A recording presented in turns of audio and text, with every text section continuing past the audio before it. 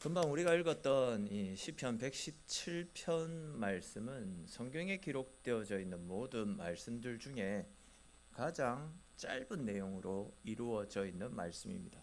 근데 이제 이 짧은 말씀 속에는 하나님의 은혜로 구원을 받은 우리 그리스도인들이 어떤 삶을 살아가야 되는지, 우리를 향하신 하나님의 엄청난 사랑과 은혜를 담고 있는 굉장히 중요한 말씀이다 라고 이야기할 수 있는데요, 오늘 이와 관련된 말씀들을 함께 살펴보면서 하나님이 우리에게 주시는 새로운 은혜를 받아 누리는 시간이 되었으면 좋겠습니다.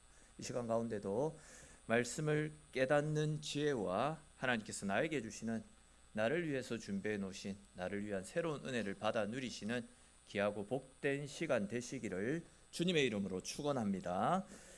자, 오늘 본문 1절 말씀을 원어로 보게 되면 할렐루에트라고 해서 할렐루야라는 단어로 시작이 되어집니다. 또 2절 마지막 절에도 한번 보십시오.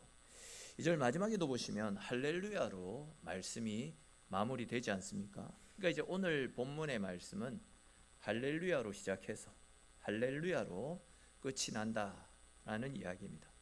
근데 여러분, 할렐루야가 무슨 뜻이라고 했습니까? 호준아, 할렐루야가 무슨 뜻이야? 한 달 전 이 시간에 목사님이 이야기했었는데 할렐루야가 무슨 뜻이지? 하나님을 찬양하라. 할렐루야는 하나님을 찬양하라, 그런 뜻이죠. 우리가 얼마 전에 시편 113편 말씀을 살펴볼 때에도 한번 말씀을 드렸던 내용인데, 말씀의 제일 처음과 제일 끝을 이렇게 할렐루야로, 즉 하나님을 찬양하라 라고 외치는 이유는 우리의 시작과 마무리가 항상 하나님의 이름을 높이고 찬양 드리는 삶을 살아가야 된다라는 그 사실을 가르쳐 주시기 위함이 아닙니까? 즉 아침에 눈을 뜨면 제일 먼저 하나님을 찬송하고 기도함으로 하루를 열어가야 된다라는 그런 이야기고, 또 하루를 마무리할 때에도 우리의 하루를 지켜주신 하나님의 은혜에 감사함으로 찬송하면서 하루를 마무리해야 된다라는 그런 뜻입니다. 자, 그런데 말씀을 보시면 시편의 기자는 너희 모든 나라들아, 즉 세상의 모든 나라와 민족들을 향해 하루를 시작할 때 또 하루를 마무리할 때에 모든 순간순간 하나님의 이름을 찬양하고 찬송하라, 찬양하고 찬송하라, 그렇게 말씀하고 있습니다. 얼마 전에 누군가가 저한테 목사님, 찬송과 찬양이 뭐가 다릅니까? 라고 그렇게 물어보시던데, 마침 오늘 본문 1절 말씀에서도 찬양하며 찬송할지어다 라고 해서 찬양과 찬송이라는 단어가 각각 나타나고 있지 않습니까? 그냥 간단하게 그 차이를 말씀을 드리면, 먼저 찬송과 찬양은 둘 다 하나님의 이름을 높이고 칭찬하고 영광을 돌린다라는 같은 의미를 가지고 있습니다. 같은 뜻을 가지고 있습니다. 근데 이제 찬송의 경우에는 이 노래를 통해서 하나님의 이름을 높이고 하나님께 영광을 돌리는 일이다라고 한다면, 찬양의 경우에는 하나님의 이름을 높이고 하나님께 영광을 돌리는 모든 행위들을 다 포함해서 찬양이라고 이야기합니다. 찬양의 범주 안에는 찬송도 들어가는 겁니다. 즉 노래로 하나님의 이름을 높이는 그 찬송도 결국은 찬양 안에 포함되어진다라는 겁니다. 또 이제 시편 말씀처럼 시를 통해서나 글을 통해서 하나님의 크신 이름을 높이는 것도 찬양이고, 춤을 추거나 손을 들고서 아니면 악기를 통해서 아니면 목소리로 높고 존귀하신 하나님의 이름을 높이고 칭찬하고 영광을 올려드리는 모든 행위를 다 포함해서 찬양이라고 그렇게 이야기를 합니다. 다시 말해서 하나님의 이름을 높이고 칭찬하고 그 이름 앞에 영광을 돌리는 모든 행위를 찬양이라고 부르는 것이고, 그 찬양 안에 노래로서 하나님의 이름을 높이고 영광을 올려드리는 행위를 찬송이라고 부르는 겁니다. 찬송과 찬양의 차이를 아시겠죠? 예. 근데 저는 개인적으로 찬양이든 찬송이든 하나님의 이름을 높이고 그 이름을 칭찬하고 하나님께 영광을 돌려야 된다라는 그런 기본 의미는 같은 것이기 때문에 굳이 예민하게 이 둘의 차이를 구분할 필요는 없다라고 생각하는데, 그것보다도 중요한 것은 우리의 삶이 찬송이 되었든 찬양이 되었든 언제나 어떤 순간이나 하나님의 이름을 높이고 그분께 영광을 돌리는, 하나님 앞에 찬송 드리는 삶을 살아가야 된다라는 사실입니다. 언제나 할렐루야로 시작해서 할렐루야로 끝나는 인생, 즉 언제나 하나님의 이름을 높이고 하나님으로 인해서 감사하고 기뻐하는 삶을 살아가시는 저와 여러분들의 인생이 될 수 있기를 주님의 이름으로 축원합니다. 자, 아무튼 이렇게 찬양과 찬송은 이 정도의 차이가 있다, 이 정도로만 알고 넘어가시면 되겠습니다. 자, 그런데 다시 1절을 다시 보시면 너희 모든 나라들아 여호와를 찬양하며 라는 말씀에서 이 찬양하며 라는 단어를 원어로 살펴보게 되면 샤베후후 라는 단어가 사용되어졌습니다. 이 샤베후후라는 단어의 뜻은 칭찬하다 라는 뜻을 가진 단어입니다. 그리고 자세히 보면 칭찬해라 라고 명령형으로 이 단어가 사용이 되어져 있습니다. 그러니까 이제 1절 첫 부분을 원어상으로 다시 해석을 해보면 너희 모든 나라들아 여호와를 칭찬하면서 그 이름을 찬양하라, 여호와의 이름을 칭찬하면서 그 이름을 찬양하라, 이렇게 해석하는 것이 더 원어에 가까운 해석이다, 그렇게 말씀드릴 수 있습니다.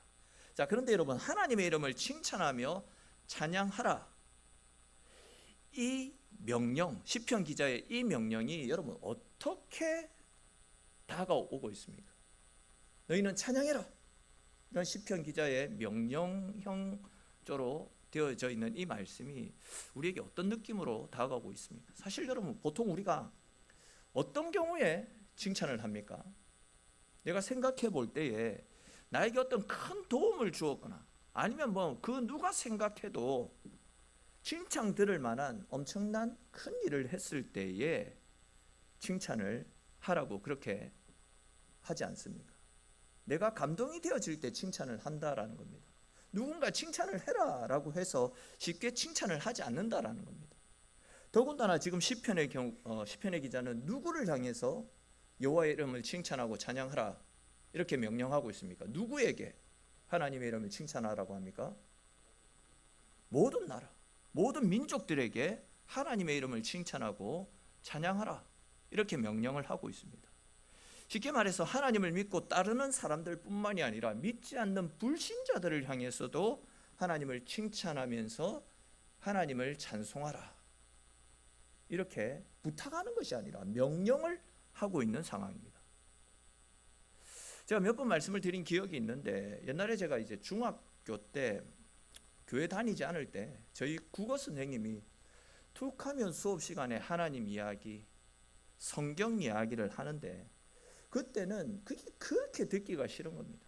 교회를 안 다니다 보니까 어찌나 그 선생님의 이야기가 듣기 싫고 거북하든지 손을 번쩍 들고, 선생님 제발 수업 시간에 공부만 합시다, 그런 이야기 듣기 싫으니까 진짜 공부만 합시다, 당돌하게 선생님한테 대들다시피 그런 이야기를 했던 기억이 있거든요.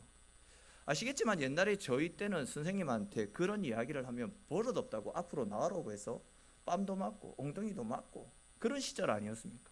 근데 이제 당시 저는 선생님께 맞는 것보다도 하나님 이야기 듣는 거, 성경 이야기 듣는 게 더 싫었던 그런 기억이 있거든요. 그렇기 때문에 선생님한테 대들면서 제발 좀 그만해라 그렇게 따지듯이 선생님한테 대들었었거든요.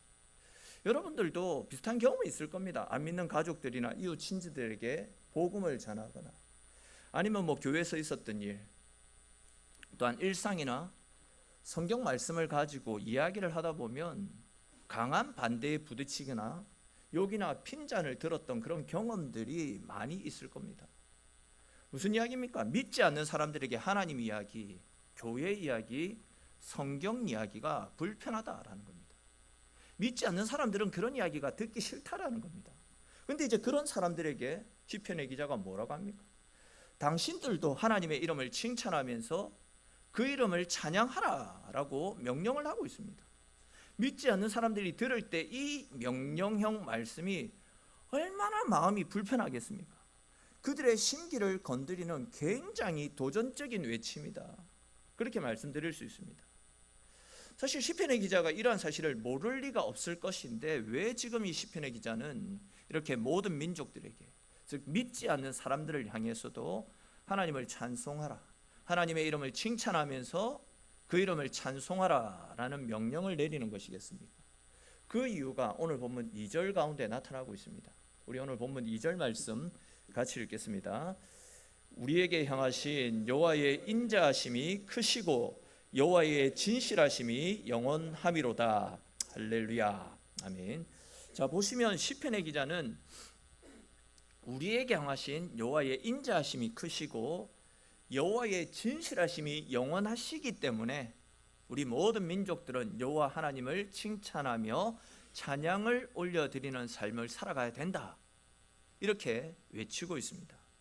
자, 그렇다면 여러분, 지금 이 시편의 기자가 외치고 있는 우리를 향하신 여호와의 인자하심이 크시고 진실하심이 영원하시다라는 이 말씀이 어떤 뜻을 가지고 있길래 시편의 기자는 모든 민족들을 향해서, 즉 불신자들에게까지도 여호와의 이름을 칭찬하며 그 이름을 찬양하라, 이렇게 명령하고 있는 것이겠습니까?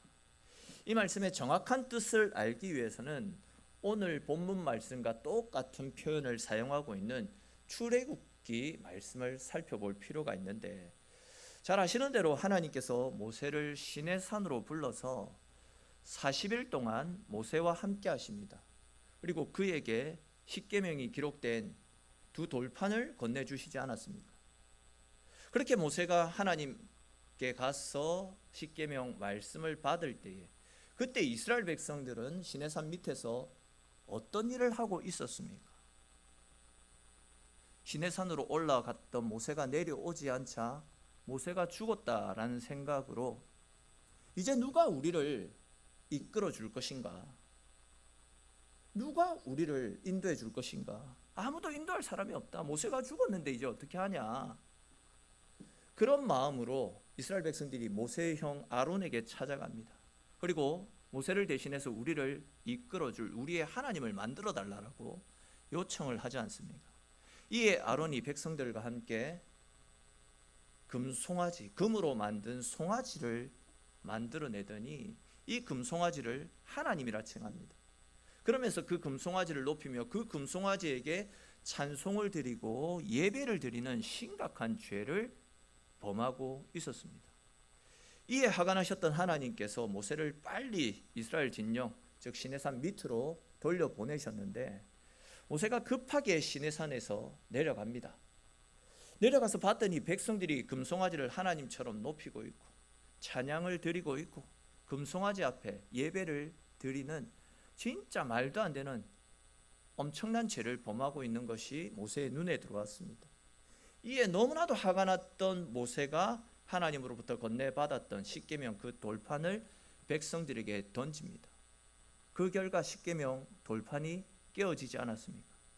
아마 당시 모세의 심정에는 저런 패역한 인간들에게, 저런 쳐죽일 놈들에게 십계명 말씀이 왜 필요한가?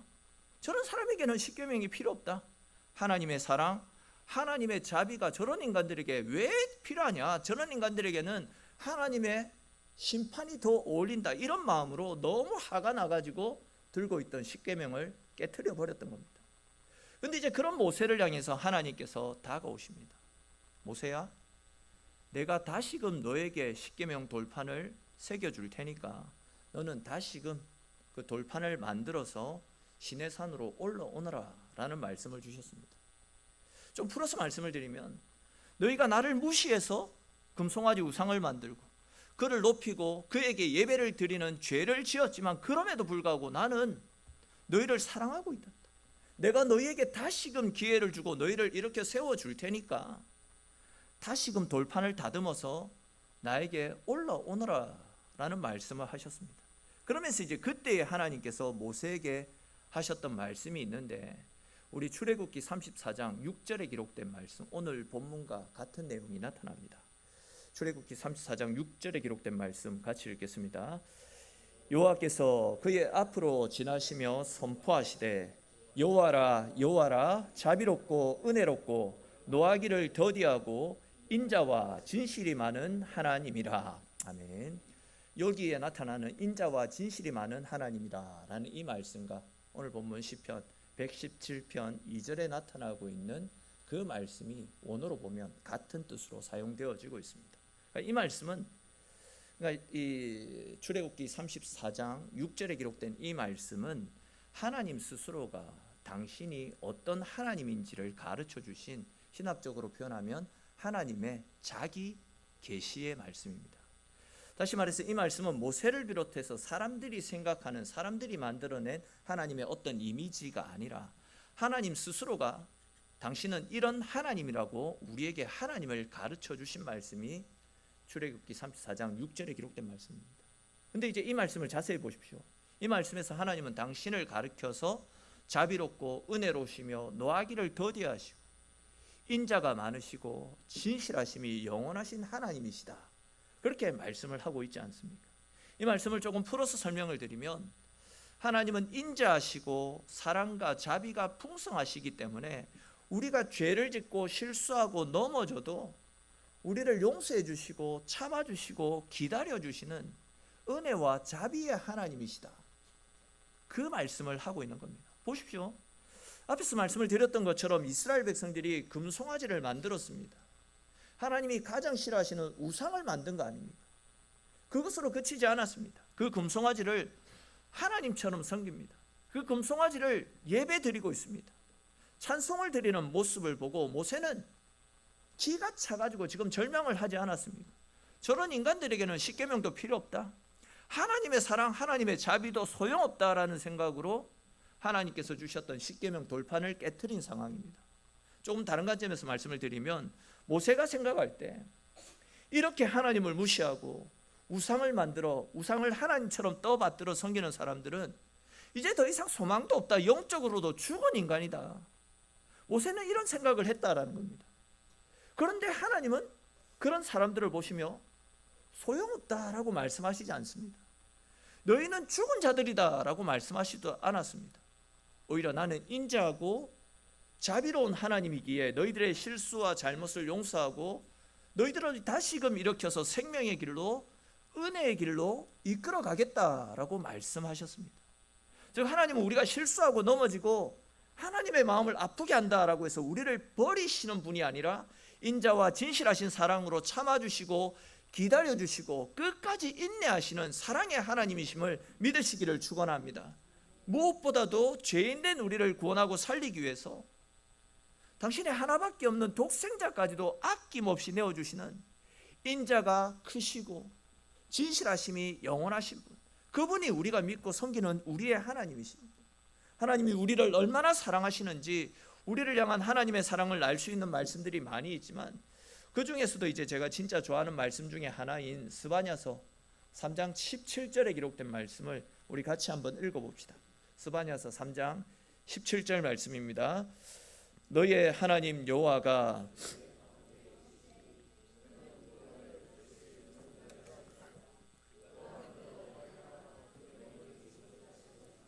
너를 잠잠히 사랑하시며 너로 말미암아 즐거이 부르며 기뻐하시리라 하리라. 아멘. 이 스바냐서 말씀이 언제 기록이 되어졌냐면, 하나님을 떠나서 우상을 섬기고 세상 죄악 가운데 찌들려서 죄악 가운데 살아가다 누가 봐도 진짜 구원받지 못할 것 같은 이스라엘 백성들에게 주셨던 말씀입니다.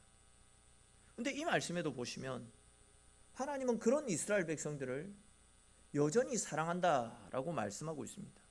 또 그런 이스라엘 백성들 때문에 기쁨을 이기지 못하시고 그들을 너무나도 사랑하셔서 그들로 말미암아 날마다 즐거이 부르며 날마다 기뻐하신다라고 말씀합니다. 그들이 행한 죄를 보면, 그들의 됨됨이를 보면 진짜 심판받아 마땅한 인생인데 하나님은 그런 인생들을 오히려 사랑하신다라고 말씀하고 있습니다. 그것뿐만이 아닙니다. 하나님은 우리 속에 있는 죄와 허물, 또 우리가 감추고 싶어하는 나의 은밀한 비밀과 수많은 죄들을 다 알고 계십니다. 그런데도 하나님은 이런 우리를 향해서 너는 죄인이라고 말씀하시지 않았습니다. 망할 자식, 나가 죽어라, 그렇게 말씀하신 적이 없습니다. 욕을 하시거나 저주하시지 않으십니다. 하나님은 한결같은 마음으로 우리를 사랑한다라고 말씀하시며 크신 인자와 자비하심으로 진실하심으로 끝까지 우리를 기다려주시고 우리를 품어주십니다. 그렇습니다. 여러분, 우리는 하나님이 사랑하시는 하나님께 있어 너무나도 소중한 하나님의 자녀임을 믿으시기를 바랍니다. 우리의 죄와 허물보다도 우리가 실수하고 넘어졌던 우리의 못난 죄스러운 그런 우리의 모습보다도 그런 우리를 사랑하시는 우리를 향하신 하나님의 사랑이 훨씬 크고 위대하다라는 사실을 믿으시기를 축원합니다. 여러분, 내 모습이 어떠하든지 하나님은 우리를 가치 있는 존재로 여기시고 우리의 실수에도 불구하고 크신 인자하심과 자비로우신 사랑으로 끝까지 우리를 기다려주시고 우리를 사랑하시는 분이 우리 하나님이십니다. 우리를 얼마나 사랑하셨으면 당신이 가장 아끼는 하나밖에 없는 독생자까지도 우리를 위해서 내어주실 정도로 그 핏값으로 우리를 살려주실 정도로 우리는 하나님께 있어서 소중하고 가치 있는 존재다라는 사실도 믿으시기를 축원합니다. 오늘 본문을 기록한 시편의 기자가 믿지 않는 이 세상 사람들을 향해서도 하나님을 칭찬하고 그분의 이름을 찬송하라라고 외치는 이유가 바로 이런 이유입니다. 즉, 하나님께서 당신의 끝없는 인자와 진실하신 사랑으로 세상의 죄와 허물에도 불구하고 이 죄악 많은 세상을 멸하지 않으시고 참아주시고 기다려주시고 또한 지금도 이 세상의 구원을 위해서 쉬지 않고 일하고 계시기 때문에 이 죄악 많은 세상이 그럼에도 불구하고 멸망하지 않는 것이고 죄인된 우리가 멸망치 않고 지금도 살아서 호흡하고 있는 것 아니겠습니까? 그렇기 때문에 우리는 늘 언제나 하나님을 찬송하고 칭찬하며 그분의 이름을 높이고 찬송드리는 삶을 살아가야 되는 것입니다. 이것이 시편 기자가 우리에게 하나님의 이름을 찬송하라라고 외치는 이유입니다. 사실 여러분, 우리 그냥 세상 사람들은 일단 제쳐두고요. 세상 사람들도 하나님을 다 찬양해야 되는데 세상 사람들은 일단 제쳐두고 우리들이, 즉 내가 예수 믿지 않고 세상에 속해서 세상과 버타며 살았을 때를 한번 생각해 보십시오. 솔직히 하나님께서 우리를 참아주시고 기다려주셨다가 자녀 삼아주신 하나님의 은혜와 사랑이 없었다라고 한다면 우리 모두는 아마 이 세상이 전부인 줄 알고 이 세상에서 잘 먹고 잘 살고 이 세상 부귀영화만을 쫓아 살아가다가 결국은 영원한 심판과 멸망 아래에 떨어지게 될 진짜 불쌍하고 죄 많은 인생들이었는데 하나님의 인자하심과 진실하신 사랑에 힘입어서 참아주시고 기다려주셨던 그 인자와 진실하심에 의해서 우리가 하나님 자녀가 되고 천국 백성으로 새롭게 거듭나는 하나님의 은혜 가운데 살아가고 있는 것 아니겠습니까? 다시 말해서 내가 이 자리에 있을 수 있는 것은 오로지 하나님의 인자와 진실하신 사랑에 힘입은 하나님의 은혜의 결과임을 믿으시기를 바랍니다. 그러니까 내가 하나님을 나의 아버지로 모시고 살아가는 것도 내가 하나님의 이름을 찬송하고 천국을 소망하며 살아가는 모든 것들이 하나님의 은혜라는 겁니다. 즉 나는 하나님께서 참아주시고 기다려주시는 하나님의 인자하심과 진실하신 사랑으로 말미암아 살아가는 하나님의 자녀임을 믿으시기를 축원합니다. 그것이 우리에게 있어서 진짜 복이고 은혜이기에 세상 모든 사람들을 향해서 하나님을 찬송하라 그렇게 외치고 있는 겁니다. 지난 주간에 한 젊은 연예인의 안타까운 소식이 전해지자 그 한 정신과 의사가 그 문제를 진단해 놓은 어떤 칼럼 같은 것들이 있어서 제가 읽어봤습니다. 그 글의 요지는 이런 겁니다. 그녀가 범한 음주운전 사고로 인해서 그동안 그녀가 대중들에게 쌓아 올렸던 단아하고 청순한 이미지가 한순간에 다 무너져 버렸고 또한 그동안 철저하게 감추어뒀던 가면 속에 감추어진 진짜 모습이 드러났기 때문에 자기 스스로가 대중의 거부 반응을 숨기지 못한 채 견디다 못해 정신적인 스트레스와 억압을 견디지 못해서 결국은 그런 극단적인 선택을 했다라는 그런 요지의 글이었습니다. 사실 그 글을 읽는데 가슴이 철렁 무너지는 그런 느낌이 들었습니다. 겁이 났습니다.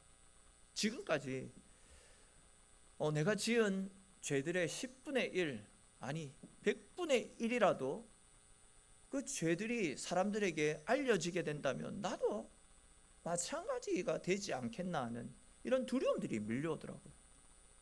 그래도 우리 성도님들 중에서는 제가 좋은 사람이다라고 생각하는 분들도 계실 것이고, 또 우리 가족들도 제가 좋은 사람이다라고 생각을 하고 있는 것 같습니다. 얼마 전에 저희 애랑 어떤 이야기를 하던 중에 저희 애가 저한테 나는 어른이 되면 아빠 같은 어른이 되고 싶다라는 그런 이야기를 하더라고요.